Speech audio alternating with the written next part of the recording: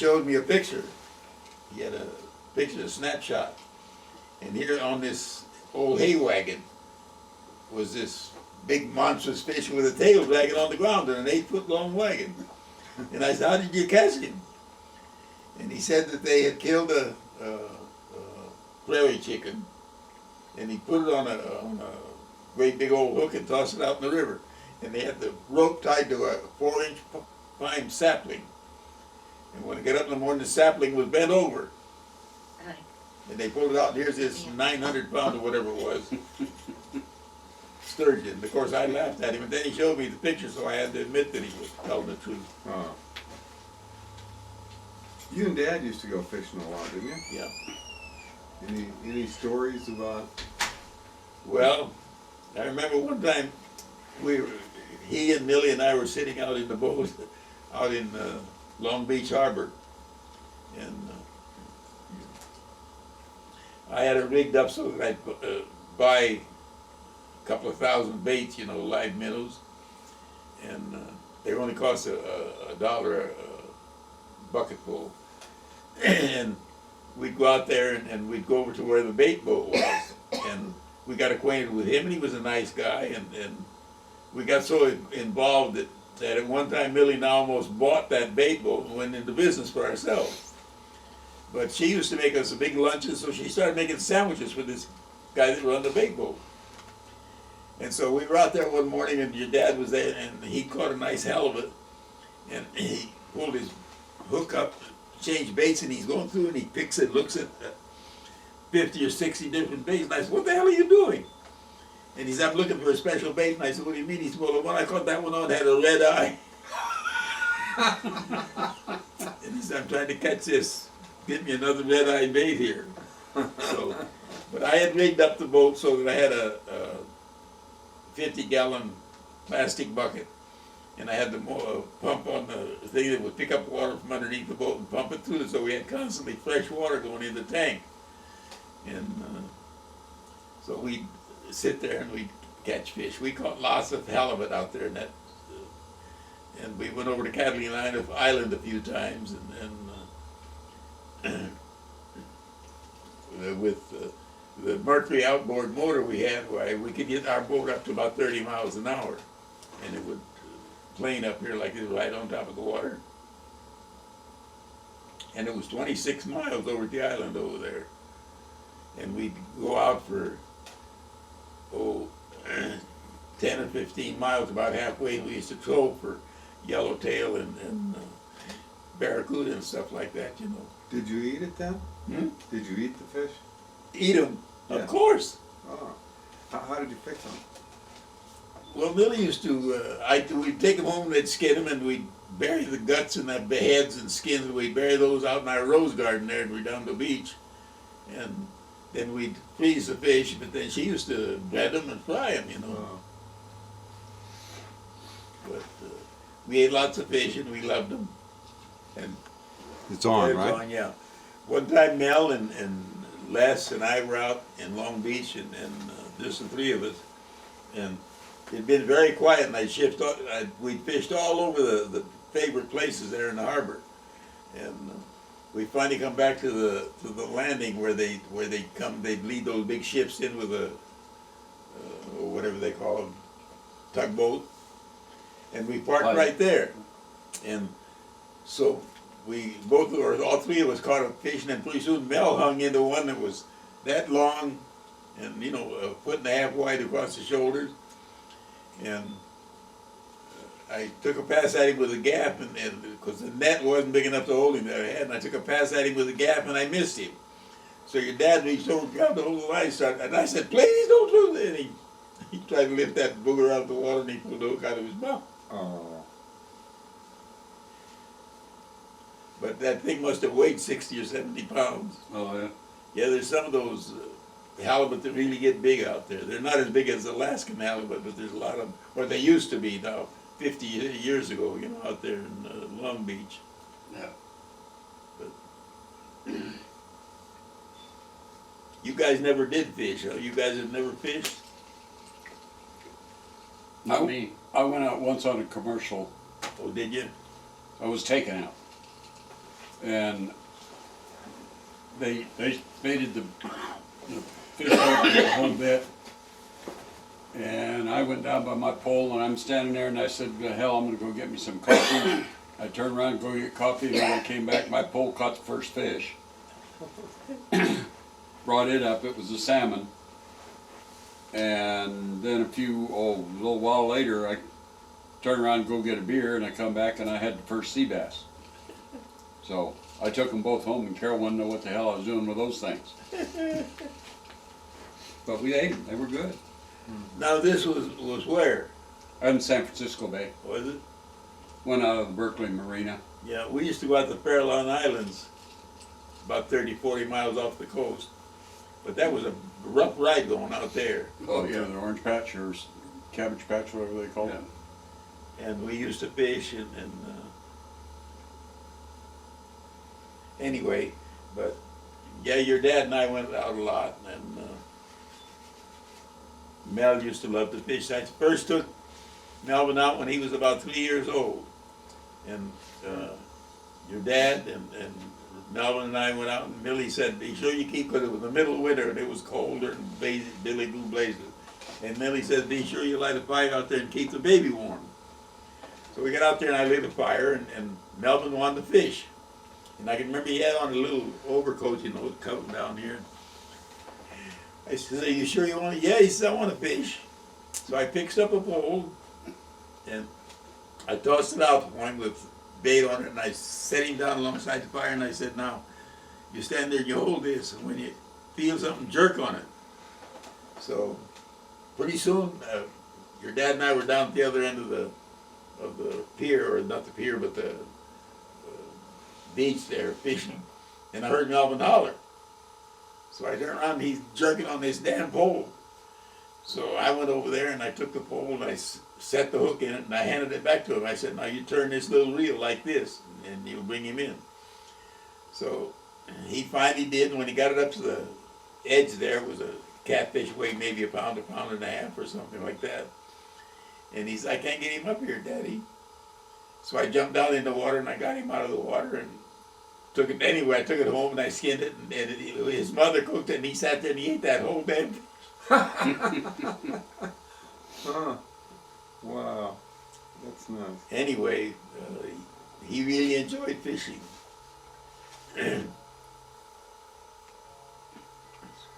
So, where'd the girls go? Whose phone is that? It's mine. They went outside.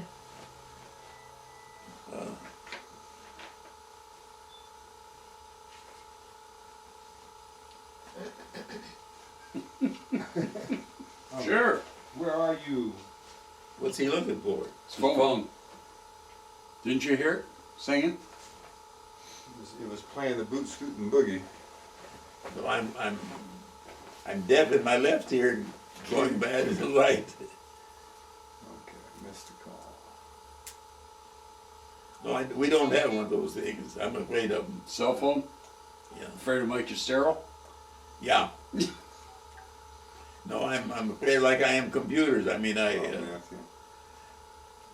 one of the girls down there at the senior inn, she was going to show me how to run a computer. So I'm sitting there, you know, and I can't type anymore. This is the only thing I can do is that. Yeah. And she said, you going to buy a computer? And I said, well, I've been Right. thinking about it. Hey, we figured it out.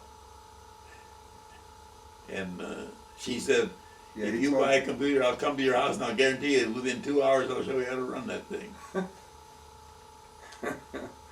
Yeah, Should yeah. have. Uncle Jack found it. Yeah, so we're all set. We don't need it. We tested it without one. You had to go And it stuff works too? great. Yeah, I guess, or if you probably would check with Yeah. Carol, see what Carol was bringing. So, okay, thanks, son. Bye-bye. Matthew calling back on, I asked him about how to hook in the power. Yeah, I remember you called him. That was your son, huh? Yeah. Now you say he's going to school part-time now, or what? No, full-time. Well, how come he didn't have to go to 11 o'clock? Well, they have classes at you know, they can get classes at different times. Oh. And he chooses to get them as late as How possible. old is he now? 18, Is he? yeah. how time flies. Oh, it does, yeah. I remember when I brought his sister to see Millie, you know, shortly before Millie died. When what? When Millie was in her deathbed, Uh-huh. and you brought the little girl to see Yeah, Millie. yeah, Jamie. Yeah. Uh-huh. And she was climbing over the edge of the bed, over the footrail of the bed. And You know what amazed me about that, visiting Aunt Millie, was how optimistic yeah, well, she was. you know, she used to make, as sick as she used to make appointments with me over the phone, and people never even knew that she was sick. Huh. Yeah, she didn't sound it. No. And she never got real bad until the last 30 days of her life. But, and that was the last 2 weeks of her life that she first got morphine. Hmm. One of the girls that was with hospice got on Dr. Alizawi about it, because Dr. Alizawi was her main doctor. And the nurse got on him about, says, this girl needs morphine.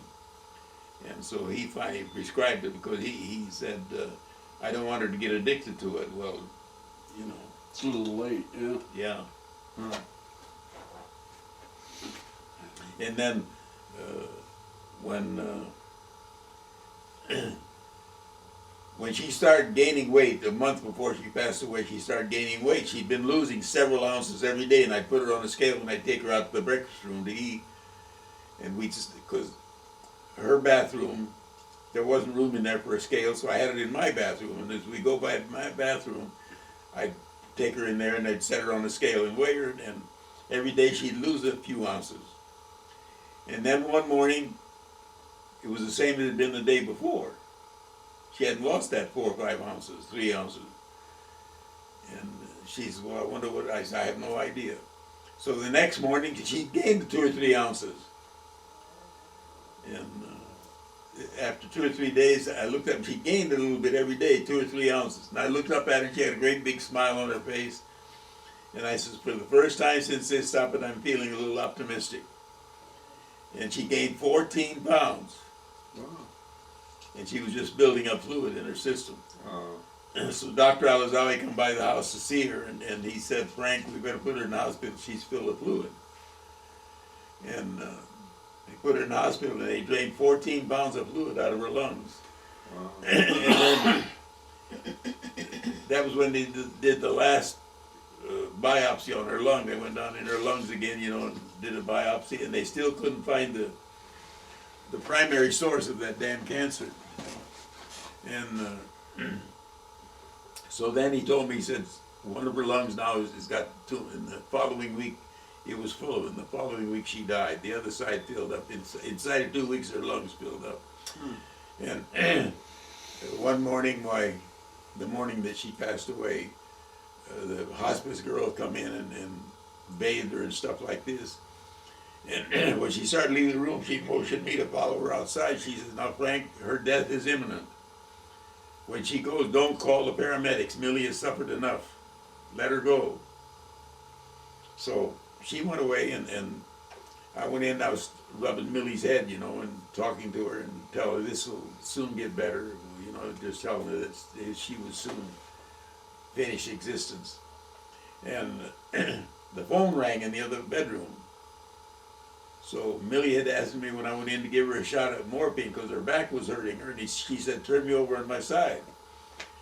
And I did, and I was rubbing, talking to her, and the phone rang. And it was the home office calling me to find out if a certain tenant had paid her rent. And I said, I was only going about 2 or 3 minutes. When I come back, she had expired. Oh my goodness. Huh. So I called Mel, and I told him, I said, your mother just passed away. And then I called Dr. Alizawi's office, and I talked to Jeannie, and I said, will you tell Doctor that Millie just died? So in a few minutes, he called Alizawi, and he said, Frank, are you sure? And I said, yes, I'm sure. So he said, well, I'll be there as soon as I get free from here at the office. So about 5 o'clock, he was there. She died at about 3:30 in the afternoon. And an hour or so later, Dr. Alizawi come in, and he checked her over, and he said, yeah, and he wrote out the death certificate and stuff. But she when she found out that 14 pounds was all fluid in her, she gave up. That was when she finally gave up.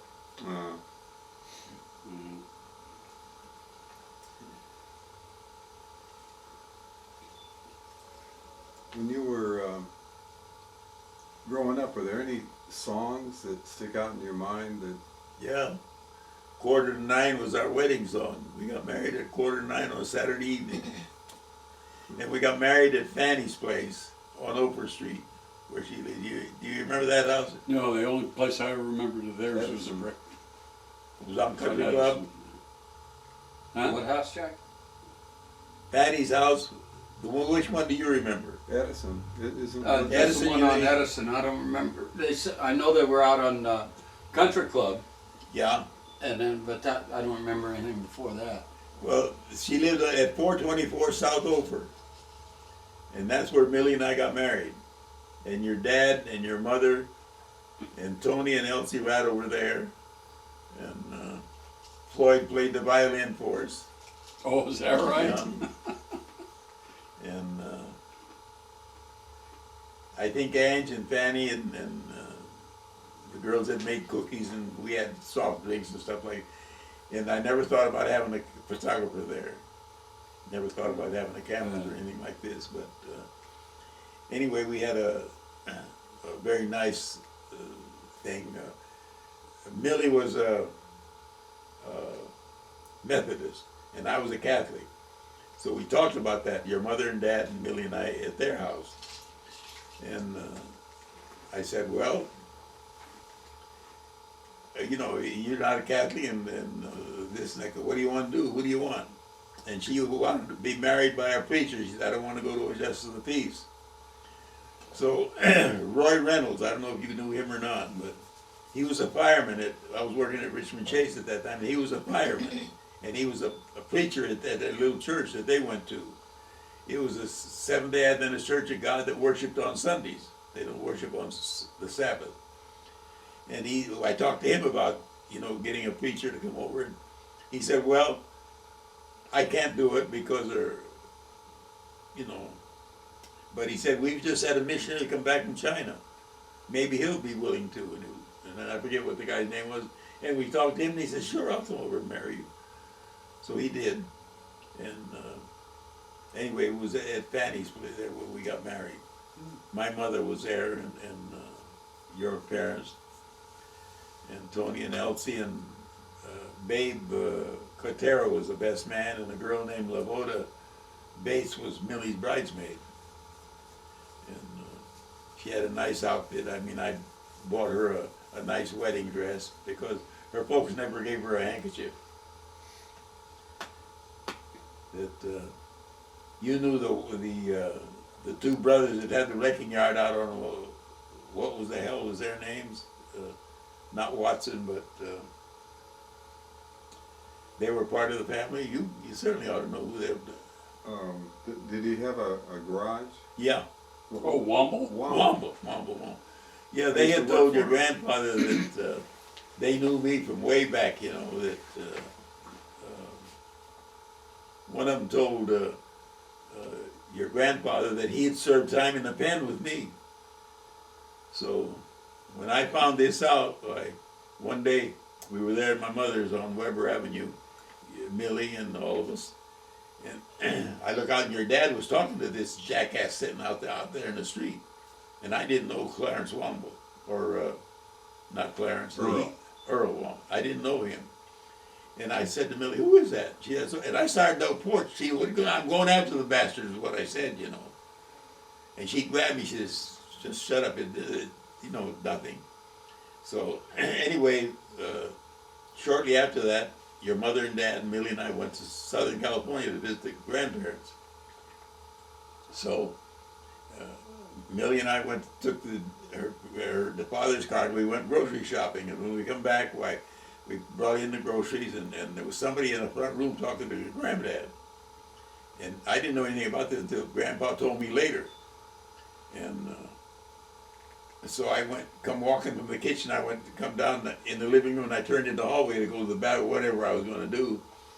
And when I come back, this guy was gone that Grandpa had been talking to. So then Dad told me that this guy said, who is that when I come walking? He said, that's Millie's husband. And he said, well, that ain't the guy I knew. And I said, well, that son of a bitch ought to, well, anyway. So we had a rocky start, you know, because of that. The folks just couldn't see the fact that their daughter was marrying a Catholic Yeah. And an ex-con. and an ex-con. And an Italian. So any of the family end up in jail? No. Tony and I got arrested one time because when I was about